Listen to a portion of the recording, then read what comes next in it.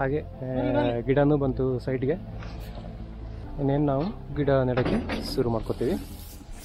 Hi friends, welcome back to the channel. ನಾನು ನಿಮ್ಮ ಪವನ್ ನಿಡ್ಡೆಮಲೆ ಬಾಲಾಜಿ ಹಾಗೂ ಕಾಫಿ ಪ್ಲಾಂಟೇಶನ್ನ ಎಪಿಸೋಡ್ 4ಗೆ ವೆಲ್ಕಮ್.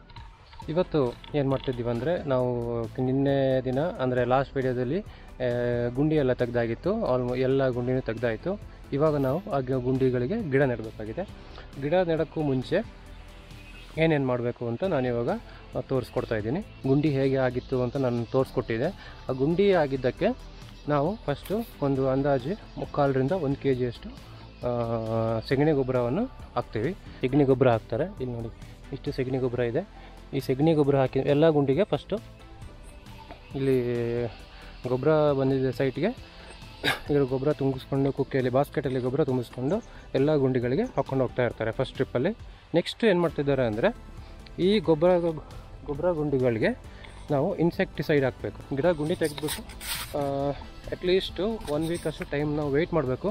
ಆ ಗುಂಡಿ ಒಳಗಡೆ ಇದ್ದ ಏನು ಸಣ್ಣ ಪುಟ್ಟ ಹುಳ ಎಲ್ಲ ಏನಿರುತ್ತೆ ಅವುಗಳೆಲ್ಲ ಸತ್ತು, ಆಮೇಲೆ ಆ ಗುಂಡಿಯಲ್ಲಿ ಆಲ್ರೆಡಿ ಸನ್ಲೈಟ್ ಬಿದ್ದು ಚೆನ್ನಾಗಾಗಿರಲಿ ಅಂತ ನಾವು ವೆಯ್ಟ್ ಮಾಡ್ತೀವಿ. ಬಟ್ ಇವಾಗ ಅಷ್ಟೊಂದು ಟೈಮ್ ಇಲ್ಲ ವೆಯ್ಟ್ ಮಾಡೋಕ್ಕೆ.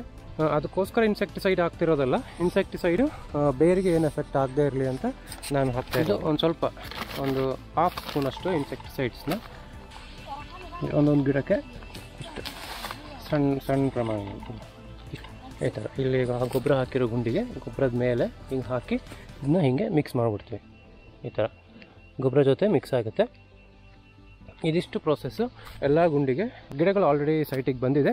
ಸ್ವಲ್ಪನೇ ಗಿಡನ ಒಂದು ಮನೆಯಿಂದ ನಾವು ನಮ್ಮದೇ ಟ್ರೈಲರಲ್ಲಿ, ನಮ್ಮದೇ ವೆಹಿಕಲಲ್ಲಿ ನಾವು ತೊಗೊಬಂದು ಸೈಟಿಗೆ ಇಡ್ತಾ ಇದ್ದೀವಿ.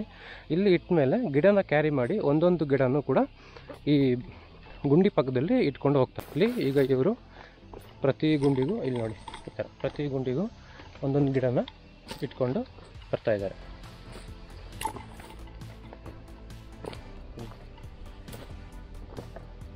ಈ ಥರ ಈಗ ಈ ಗುಂಡಿಗೆ ಈ ಗಿಡದ ಥರ ಒಂದೊಂದು ಗುಂಡಿಗೂ ಒಂದೊಂದು ಗಿಡನ ಇಟ್ಕೊಂಡು ಬರ್ತಾಯಿದ್ದಾರೆ. ಈಗ ಇದ್ರದ್ದು ನೆಕ್ಸ್ಟ್ ಪ್ರೊಸೆಸ್ ಏನಂತ ಹೇಳಿದರೆ, ಈಗ ಇಲ್ಲಿಗೆ ಗಿಡ ನೆಡೋರು ಈಗ ಇಲ್ಲಿಗೆ ಬರ್ತಾರೆ. ಈಗ ಇಲ್ಲಿ ನೋಡಿ, ಈಗ ಇಲ್ಲಿ ಗೊಬ್ಬರ ಹಾಕಿ ಆಗಿದೆ. ಇದನ್ನ ಫಸ್ಟು ಕ್ಲೀನಾಗಿ ಇವರು ಮಿಕ್ಸ್ ಮಾಡ್ಕೋತಾರೆ. ಮಿಕ್ಸ್ ಮಾಡ್ಕೊಂಡಾದ್ಮೇಲೆ ಇಲ್ಲಿ ಪಕ್ಕದಲ್ಲಿರೋ ಮಣ್ಣನ್ನು ಆ ಗುಂಡಿಗೆ ಬೇಗ ಹಾಕಿ ಮುಚ್ಚಿಬಿಡ್ತಾರೆ. ಮುಕ್ಕಿಸ್ಬಿಟ್ಟು ನೋಡಿ, ಅದು ಮಧ್ಯದಲ್ಲಿ ಒಂದು ಬಾಸ್ಕೆಟ್ ಎಷ್ಟಿದೆ, ಆ ಕಾಫಿ ಗಿಡದ ಬಾಸ್ಕೆಟ್ ಎಷ್ಟಿತ್ತು, ಈ ಕಾಫಿ ಗಿಡದ ಬಾಸ್ಕೆಟ್ ನುಗ್ಗುವಷ್ಟು ಇಲ್ಲಿ ಗುಂಡಿ ಮಾಡ್ಕೋತಾರೆ. ಗುಂಡಿ ಮಾಡಿಕೊಂಡು ಇದನ್ನು ಹುಷಾರಾಗಿ ಈ ಬಾಸ್ಕೆಟಲ್ಲಿ ಈ ಪ್ಲಾಸ್ಟಿಕ್ ಕವರನ್ನು ರಿಮೂವ್ ಮಾಡ್ತಾರೆ.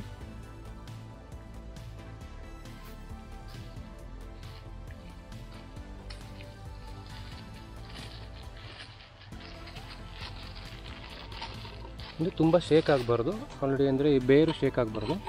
ಹುಷಾರಾಗಿ ತೆಗಿಬೇಕು. ತೆಗೆದುಬಿಟ್ಟು ನೋಡಿ, ಈ ಮಣ್ಣಲ್ಲಿ ಇಟ್ಬಿಟ್ಟು ಈಗ ಇದರ ಸುತ್ತು ಗಟ್ಟಿಯಾಗಿ ಪ್ರೆಸ್ ಮಾಡ್ತಾರೆ. ಈ ಸೈಡು ಈ ಬಾಸ್ಕೆಟ್ ಏನಿದೆ, ಆ ಬಾಸ್ಕೆಟ್ ಇರೋ ಜಾಗದಲ್ಲಿ ಪ್ರೆಸ್ ಮಾಡೋದಲ್ಲ, ಸುತ್ತು ಓಪನ್ ಆಗಿರೋ ಮಣ್ಣಲ್ಲಿ ಪ್ರೆಸ್ ಮಾಡ್ತಾರೆ. ಪ್ರೆಸ್ ಮಾಡಿ ಈ ಮಣ್ಣನ್ನ ಮತ್ತು ವಾಪಸ್ಸು ಎಳೆದು ಹಿಂಗೆ ಈ ಗಿಡದ ಬುಡ ಹೈಟ್ ಬರೋ ಹಾಗೆ ನೋಡ್ತಾ. ಯಾಕೆಂದರೆ ಮಳೆ ಬಂದರೆ ನೀರು ಇಲ್ಲಿಂದ ಹರಿದು ಹೋಗಬೇಕು, ಇಲ್ಲಿ ಒಳಗಡೆ ಹೋಗಿ ನೀರು ಒಳಗಡೆ ಹೋಗಬಾರ್ದು. ಅದಕ್ಕೋಸ್ಕರ ಹಿಂಗೆ ಮಾಡ್ತಾರೆ. ಅದಾದಮೇಲೆ ಒಂದು ಸಣ್ಣದಾಗಿ ಕೋಲನ್ನ ಅದಕ್ಕೂ ಇದಕ್ಕೂ ಈಗ ಸಪೋರ್ಟಾಗಿ ಚುಚ್ಚಿಡ್ತಾರೆ. ಅಂದರೆ ಗಾಳಿ ಬಂದಾಗ ಇದು ಅಲ್ಲಾಡಬಾರ್ದು ಅಂತ. ಅದು ನಾರ್ಮಲಿ ಈ ಕೋಲ್ ಏನಿದೆ ಈ ಗಿಡಕ್ಕಿಂತ ಜಾಸ್ತಿ ಹೈಟು ಹಾಕೋದಿಲ್ಲ. ಇದು ಜಸ್ಟ್ ಒಂದು ನಂಬಿಕೆ ಅಷ್ಟೇ. ಈ ಗಿಡ ಇದಕ್ಕಿಂತ ಎತ್ತರದ ನಾವು ಕೋಲ್ ಹಾಕಿದರೆ ಗಿಡ ಹೆದರ್ಕೋಬೋದು. ನನಗಿಂತ ದೊಡ್ಡ ಕೋಲು, ನನಗಿಂತ ದೊಡ್ಡ ಗಿಡ ಇಲ್ಲಿ ಆಲ್ರೆಡಿ ಬಂದ್ಬಿಟ್ಟಿದೆ ಅಂತ ಹೆದರ್ಕೊಳ್ಳುತ್ತೆ ಅಂತ ಅದಕ್ಕಿಂತ ಸಣ್ಣ ಗಿಡವನ್ನು ಸಣ್ಣ ಕೋಲೆಲ್ಲ ಹಾಕೋದು. ಸಣ್ಣ ಕೋಲು ಅಂದರೆ ಈಗ ಇಲ್ದಿದ್ರೂ ಇದು ಗಿಡ ತುಂಬ ಸಣ್ಣದಿದೆ ನೋಡಿ. ಈಗ ಗ್ರೌಂಡ್ ಲೆವೆಲಿಂದ 1 ಫೀಟು ಇಲ್ಲ, 3/4 ಫೀಟೇ ಇರೋದು. ಇಷ್ಟಿರೋದ್ರಿಂದ ಇದಕ್ಕೇನು ಈಗ ಕಡ್ಡಿ ಅವಶ್ಯಕತೆ ಇಲ್ಲ. ಬಟ್ ಆದ್ರೂ ಸೇಫ್ಟಿಗೆ ಇದು ಹಾಕ್ತಿದೆ. ಗಾಳಿ ಬಂದಾಗ ಇದು ಬಿದ್ದೋಗಬಾರ್ದು. ಈಗ ಅಲ್ಲಾಡಿದಾಗ ಈ ಕಡೆ ಬಂದ್ರೂ ಇದೇ ಈ ಕೋಲು ತಡೀತು, ಆ ಕಡೆ ಹೋದ್ರೂ ಇದೇ, ಈಗ ಯಾವ ಕಡೆ ಹೋದ್ರೂ ಈ ಕೋಲು ತಡೆದು ನಿಂತ್ಕೊಡುತ್ತೆ ಈ ಗಿಡನ. ನೆಕ್ಸ್ಟ್ ಲೈನ್ಗೆ ಹೋಗ್ತಾರೆ.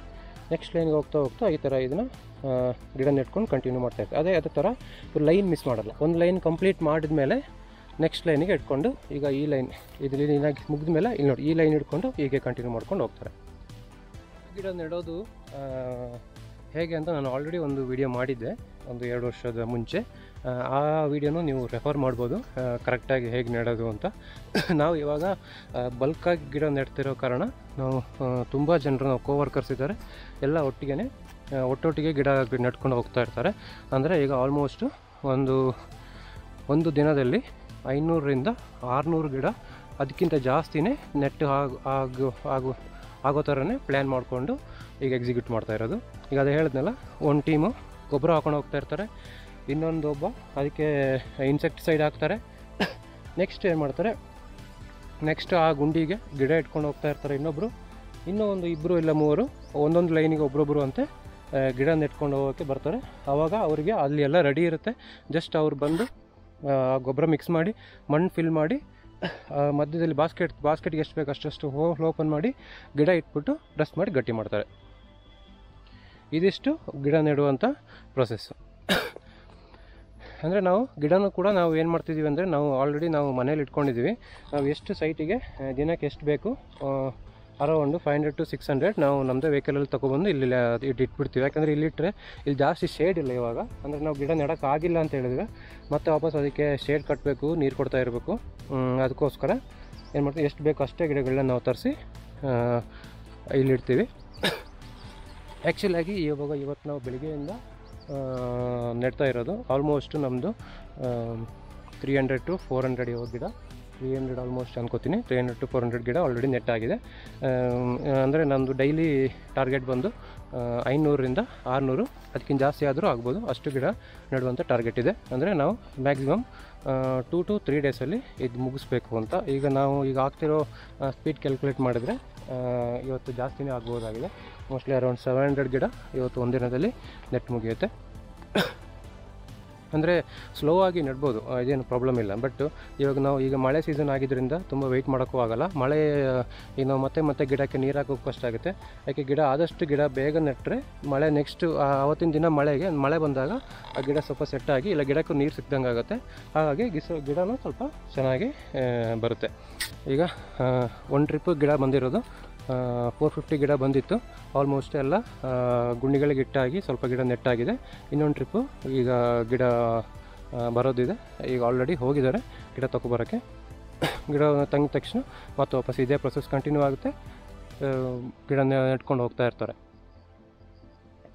ಇವಾಗ ನಾನಿದು ನಿಮಗೆ ಮೊದಲೇ ನಾನು ನಿಮಗೆ ತೋರಿಸ್ಕೊಟ್ಟಿದ್ದಲ್ಲ, ಇಲ್ಲಿ ನಮ್ಮದು ಸ್ಪೇಸಿಂಗ್ ನಾವು ಹೆಂಗೆ ಕೊಟ್ಟಿದ್ದೀವಿ ಅಂದರೆ 10x6. ಅಂದರೆ ಈಗ ಇಲ್ಲಿ ನೋಡಿ, ಈಗ ನಾನು ಇಲ್ಲಿ ತೋರಿಸ್ತಾ ಇದ್ದೀನಿ ಹೆಂಗೆ ಕಾಣಿಸ್ತೆ ಅಂದರೆ, ಇಲ್ಲಿ ನೋಡಿ, ಈಗ 2 ಸೈಡ್ ಹಿಂಗೂ ಈ ಕಡೆ ಇಲ್ಲಿ 6 ಅಡಿಗೊಂದು ಗಿಡ ಹಿಂಗೆ ಹೋಗುತ್ತೆ. 10 ಅಡಿ ಬಿಟ್ಟು ಇನ್ನೊಂದು 6 ಅಡಿಗೊಂದು ಗಿಡ ಹಿಂಗೆ ಹೋಗುತ್ತೆ. ಮಧ್ಯದಲ್ಲಿ ಸ್ಪೇಸು 10 ಫೀಟ್ ಇರುತ್ತೆ. ಈ 10 ಫೀಟ್ ನಮಗೆ ಏನು ಉಪಯೋಗ ಅಂದರೆ, ಒಂದು ಆ ಕಡೆಯಿಂದ ಗಾಳಿ ಚೆನ್ನಾಗಿ ಬರುತ್ತೆ, ಆ ಕಡೆಯಿಂದ ಲೈಟ್ ಚೆನ್ನಾಗಿ ಬರುತ್ತೆ, ಎಲ್ಲ ಗಿಡಗಳಿಗೂ ಲೈಟ್ ಸಿಕ್ಕುತ್ತೆ, ಗಾಳಿ ಸಿಕ್ಕುತ್ತೆ.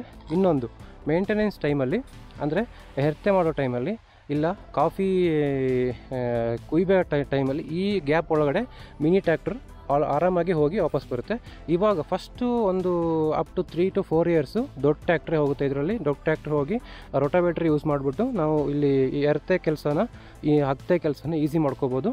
ಜಾಸ್ತಿ ಏನು ಕೆಲಸ ಇಲ್ಲ. ರೋಟಾವೇಟ್ರ್ ಒಂದ್ಸಲ ಹೋಗಿ ಆ ಕಡೆಯಿಂದ ಈ 10 ಫೀಟ್ ಅಗಲದಲ್ಲಿ ಬಂದರೆ ಹತ್ತೆ ಕೆಲಸ ಮುಗೀತು. ಅದೇ ಥರ ನಾವು ಮುಂಚಿನ ಥರ ನಾವು ಹೆಂಗೆ ಮಾಡಿದ್ರೆ, ಅಂದರೆ 7 ಫೀಟ್ಗೋ ಇಲ್ಲ 8 ಫೀಟ್ಗೋ ನೆಟ್ಟರೆ ಅದ್ರ ಮಧ್ಯದಲ್ಲಿ ಮಿನಿ ಟ್ರ್ಯಾಕ್ಟ್ರು ಕಷ್ಟಪಟ್ಟು ಹೋಗ್ಬೋದು, ನಾರ್ಮಲ್ ಟ್ರ್ಯಾಕ್ಟರ್ ಹೋಗೋಕ್ಕೆ ಕಷ್ಟ ಆಗುತ್ತೆ. ಅದು ಅಲ್ಲದೆ ಪ್ರೊಡಕ್ಷನ್ ಟೈಮಲ್ಲಿ, ಅಂದರೆ ಕಾಫಿ ಕುಯ್ಯೋ ಟೈಮಲ್ಲಿ ಇಲ್ಲಿವರೆಗೂ ವೆಹಿಕಲ್ ಹೋಗುತ್ತೆ. ಎಲ್ಲೆಲ್ಲಿ ಗಿಡ ಇದೆ ಈಚ್ ಗಿಡ ಪಕ್ಕದವರೆಗೂ ವೆಹಿಕಲ್ ಹೋಗುತ್ತೆ. ಕೆಲವು ಗಿಡಕ್ಕೆ ಹೋಗೋಕ್ಕಾಗಲ್ಲ, ಯಾಕೆಂದರೆ ಮರ ಅಡ್ಡ ಬರ್ಬೋದು, ಆ ಥರ ಇಶ್ಯೂಸ್ ಇರ್ಬೋದು.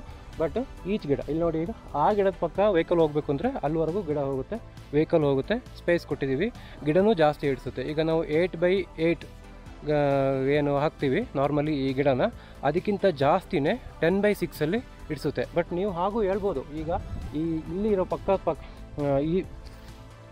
ಈ ಗಿಡಕ್ಕೂ 6 ಫೀಟ್ ಆಗೋಯ್ತು, ಇದು ಗಿಡ ಬಂದು ಮುಚ್ಚೋಗ್ಬಿಡುತ್ತೆ, ಇದು ಏನೂ ಆಗಲ್ಲ. ಇದು ಈ ಗಿಡದಿಂದ ಈ ಗಿಡಕ್ಕೆ ಮುಚ್ಚಿದ್ರೂ ಅಷ್ಟು ಏನು ದೊಡ್ಡ ಪ್ರಾಬ್ಲಮ್ ಆಗಲ್ಲ. ಯಾಕೆಂದರೆ ನಾವು ಓಪನ್ ಸ್ಪೇಸ್ ನಾವು ಈ ಕಡೆ ಕೊಟ್ಟಿದ್ದೀವಿ.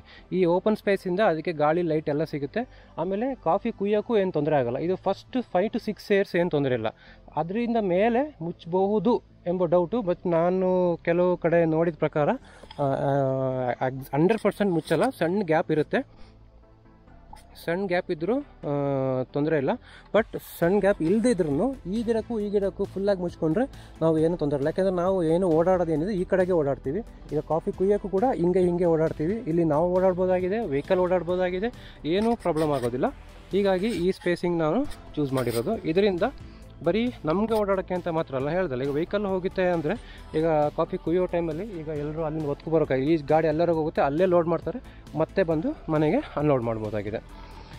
ಇದು ಒಂದು ಅಡ್ವಾಂಟೇಜು ನಾವು ಈ 10/6 ಚೂಸ್ ಮಾಡಿರೋ ಕಾರಣ. ಆಮೇಲಿಂದ ಒಂದು 5 ಇಯರ್ಸ್ ಆದಮೇಲೆ ಇಲ್ಲ 6 ಇಯರ್ಸ್ ಆದಮೇಲೆ ಬೇಕಿದ್ದರೆ ಇವಾಗ ಆಲ್ರೆಡಿ ಈ ಥರ ಸಿಮೆಂಟ್ ಪೋಲು ಇಲ್ಲ PVC ಪೋಲಲ್ಲಿ ಪೆಪ್ಪರ್ ಹಾಕ್ತಾರೆ, ಆ ಥರ ಕೂಡ ಈ ಸೆಂಟ್ರಲ್ಲಿ ಹಾಕ್ಕೊಂಡು ಹೋಗ್ತಾ ಇರ್ಬೋದು. ಇಲ್ಲ ಅಂದು ನಾವು 20 ಇಯರ್ಸ್ ಆದಮೇಲೆ ಏನಾಗುತ್ತೆ, 20 ಇಯರ್ಸ್ ಆದಮೇಲೆ ಇಲ್ಲಿ ಈ ಗಿಡದು ಸ್ವಲ್ಪ ಪ್ರೊಡಕ್ಷನ್ ಕಮ್ಮಿ ಆಗ್ತಾ ಬಂತು, ಇಲ್ಲ 25 ಇಯರ್ಸ್ ಪ್ರೊಡಕ್ಷನ್ ಕಮ್ಮಿ ಆಗ್ತಾ ಬಂತು. ಆವಾಗ ನಾವು ಈ ಗ್ಯಾಪಲ್ಲಿ ನಾರ್ಮಲ್ ರೋಬಸ್ಟ್ ಹಾಕ್ಕೊಂಡು ಹೋಗ್ತಾ ಇರ್ಬೋದು. ಇಲ್ಲ ಇದನ್ನೇ ಸೇಮ್ ರೋಬಸ್ಟ್ 10/6 ಈ ಗ್ಯಾಪಲ್ಲಿ 6/6 ಹಿಂಗೆ ಆ ಗ್ಯಾಪಲ್ಲಿ ಹೋಗ್ತಾ ಇದ್ದರೆ ಇದು ಪ್ರೊಡಕ್ಷನ್ ಸ್ಟಾಪ್ ಆಗ್ತಿದ್ದಂಗೆ ಈ ಕಡೆದು ಆ್ಯಕ್ಟಿವೇಟ್ ಆಗುತ್ತೆ. ಇದು ಒಂದು ಉಪಯೋಗ ಆಗಿದೆ ಇದರಿಂದ. ಶೇಡ್ಸು ನಮ್ಮ ಹತ್ರ ಆಲ್ರೆಡಿ ಮರಗಳಿದೆ, ನಾವು ಏನೂ ಎಕ್ಸ್ಟ್ರಾ ಶೇಡ್ಸು ಕೊಡಬೇಕಾಗಿಲ್ಲ. ನೋಡಿದ್ರಲ್ಲ ಫ್ರೆಂಡ್ಸ್, ಇವಾಗ ನಮ್ಮದು ಈ ಕಾಫಿ ಗಿಡ ನೆಡೋದು ಫ್ರಮ್ ಸ್ಕ್ರ್ಯಾಚ್ ಆಲ್ಮೋಸ್ಟ್ ಕಂಪ್ಲೀಟ್ ಆಗ್ತಾ ಬರ್ತಾ ಇದೆ. ಇನ್ನು ನಾವು ಕಾಫಿ ಗಿಡ ನೆಟ್ಟಾದಮೇಲೆ ಇನ್ನೇನು ಮಳೆ ಬಂದರೆ ಉತ್ತಮ. ಮಳೆ ಬಂದಿಲ್ಲ ಅಂತ ಹೇಳಿದ್ರೆ ಸ್ವಲ್ಪ ನೀರು ಕೊಡಬೇಕು ಇದಕ್ಕೆ. ಮಳೆ ಬರುತ್ತೆ, ಮಳೆ ಇರೋ ಸೀಸನ್ ಇದು. ಮಳೆ ಆದಮೇಲೆ ನೆಕ್ಸ್ಟು ಇದಕ್ಕೆ ನಾವು ಇನ್ನು ಫರ್ಟಿಲೈಸರ್ ಸ್ಟಾರ್ಟ್ ಮಾಡ್ಬೋದು. ಇವಾಗಲ್ಲ, ಸ್ವಲ್ಪ ಟೈಮ್ ಕೊಡಬೇಕಾಗಿದೆ. ನಾವು ಏನು ಈ ಗಿಡ ನೆಟ್ಟಿದ್ದೀವಿ ಇದು ನೋಡಿ, ಇದು ಈಗ ಬಾಸ್ಕೆಟಲ್ಲಿ ಈಗ ಇದ್ರದ್ದು ರೂಟ್ಸ್ ಏನಿದೆ ಅದು ಬಾಸ್ಕೆಟ್ ಒಳಗಡೆನೇ ಇದೆ. ಇದು ಬಾಸ್ಕೆಟ್ ಒಳಗಡೆಯಿಂದ ಹೊರಗಡೆ ಬಂದು ಈ ಮಣ್ಣಿಗೆ ಕನೆಕ್ಟ್ ಆಗಿ ಬೆಳೆಯೋಕ್ಕೆ ಮಿನಿಮಮ್ 1 ಮಂತಿಂದ 1 ತಿಂಗಳಿಂದ 1.5 ತಿಂಗಳು ಬೇಕಾಗುತ್ತೆ.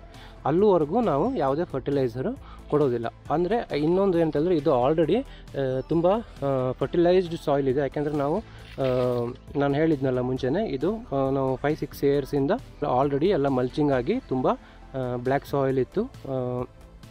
ಆಮೇಲೆ ಇದರಲ್ಲಿ ತುಂಬಾ ನಾವು ಕ್ಲೀನಿಂಗ್ ಮಾಡ್ತಿರ್ಬೇಕಾದ್ರೆ, ಈಗ ನಾವು ಗುಂಡಿ ತೆಗಿತಿರ್ಬೇಕಾದ್ರೆ ಎರೆಹುಳಗಳು ಏನಿದೆ ತುಂಬ ಮೇಲ್ಗಡೆನೇ ಇದ್ದಿದ್ದು ನಾವು ಕಂಡು ಬಂದಿದೆ. ಹಾಗಾಗಿ ನನ್ನ ಅನಿಸಿಕೆ ಪ್ರಕಾರ ಫಸ್ಟು 1 ರಿಂದ 1.5 ತಿಂಗಳವರೆಗೆ ಏನು ಗೊಬ್ಬರ ಕೊಡೋ ಅವಶ್ಯಕತೆ ಇಲ್ಲ.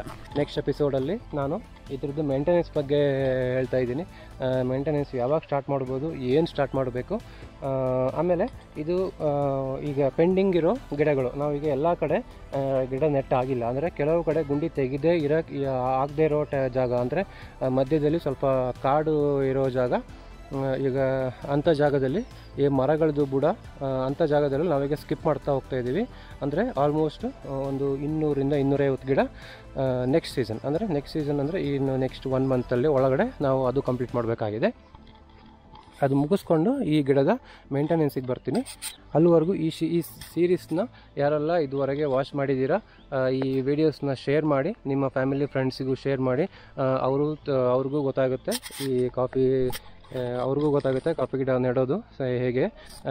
ಆಮೇಲೆ ಈಗ ಹೊಸದಾಗಿ ಕಾಫಿ ತೋಟ ಡೆವಲಪ್ ಮಾಡೋದಾದರೆ ಏನೇನು ಪ್ರೊಸೆಸ್ ಫಾಲೋ ಮಾಡಬೇಕು ಅಂತ ಫುಲ್ಲಾಗಿ ಇದರಲ್ಲಿ ನಾನು ಇನ್ಫಾರ್ಮೇಷನ್ ಹೇಳಿದ್ದೀನಿ. ಇನ್ನಷ್ಟು ಏನಾದರೂ ನಿಮಗೆ ಡೌಟ್ಸ್ ಇದ್ದರೆ ಸೀರೀಸ್ ಅಂದರೆ ಈಚ್ ಎಪಿಸೋಡಲ್ಲೂ ಏನಾದರೂ ನಿಮಗೆ ಡೌಟ್ ಇದ್ದರೆ ನನಗೆ ಕಮೆಂಟ್ ಮಾಡಿ, ನಾನು ಅದರಿಂದ ನಿಮಗೆ ರಿಪ್ಲೈ ಮಾಡ್ತೀನಿ. ನೀವು ಕೂಡ ಏನಾದರೂ ಡೌಟ್ಸ್ ಇದ್ದರೆ ಕ್ಲಿಯರ್ ಮಾಡ್ಕೋಬೋದು. ನೆಕ್ಸ್ಟು ನಮ್ಮದು ನೆಕ್ಸ್ಟ್ ಸೀರೀಸಲ್ಲಿ ನಾನು ಚಂದ್ರಗಿರಿ ನೆಡೋ ಸ್ಪೇಸಿಂಗು ಹಾಗೂ ಅದರದ್ದು ಪ್ರೊಸೆಸ್ ಏನಿದೆ, ಕಾಫಿ ಗಿಡ ನೆಡೋ ಪ್ರೊಸೆಸ್ ಎಲ್ಲ ಸೇಮ್ ಇರುತ್ತೆ, ಸ್ಪೇಸಿಂಗ್ ಸ್ವಲ್ಪ ಬೇರೆ ಥರ ಇರುತ್ತೆ. ಅದ್ರ ಬಗ್ಗೆ ನಾನು ಹೇಳ್ಕೊಡ್ತಾ ಇದ್ದೀನಿ. ಅಲ್ಲಿವರೆಗೂ ವೆಯ್ಟ್ ಮಾಡ್ತಾಯಿರಿ. ಯಾರ್ಯಾರು ಸಬ್ಸ್ಕ್ರೈಬ್ ಮಾಡ್ಕೊಂಡಿಲ್ಲ ಸಬ್ಸ್ಕ್ರೈಬ್ ಮಾಡಿ, ಬೆಲ್ ಬಟನ್ ಪ್ರೆಸ್ ಮಾಡಿ, ವಿಡಿಯೋನ ಶೇರ್ ಮಾಡಿ, ಏನೇನು ಬಟನ್ಸ್ ಇದೆ ಎಲ್ಲನೂ ಪ್ರೆಸ್ ಮಾಡಿ. ಅಲ್ಲಿವರೆಗೂ ನೆಕ್ಸ್ಟ್ ವೀಡಿಯೋದಲ್ಲಿ ನಾನು ಬರುವವರೆಗೂ ವೆಯ್ಟ್ ಮಾಡ್ತಾಯಿರಿ. ಅಲ್ಲಿವರೆಗೂ ಬಾಯ್.